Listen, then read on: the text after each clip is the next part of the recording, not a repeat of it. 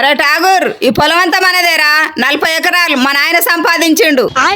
40 ఎకరాల ఇదంతా మనదేనా? రూపాయి రూపాయి కూడబెట్టి కష్టపడి కొన్నాడురా మా నాయన ఈ 40 ఎకరాలు. ఇన్ని రోజుల నుంచి చెప్తలేవేంది మమ్మీ ఈ పొలం అంతా మనదా అని? నీకు సర్ప్రైజ్ ఇద్దామని చెప్పలేదురా ఇన్ని రోజులు.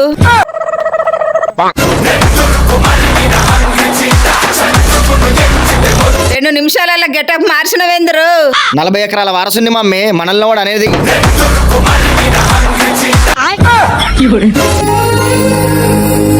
ఏంది ముసలమ్మ, ఎవరు నువ్వు? నా భూమి కాడికొచ్చి నువ్వెవడరా నా భూమి కాడికొత్తానికి?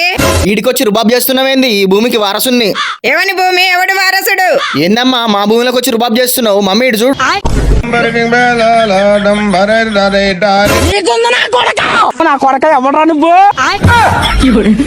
ఎవర్రా వాడు నా భూమి కాడికొచ్చింది? వాడిని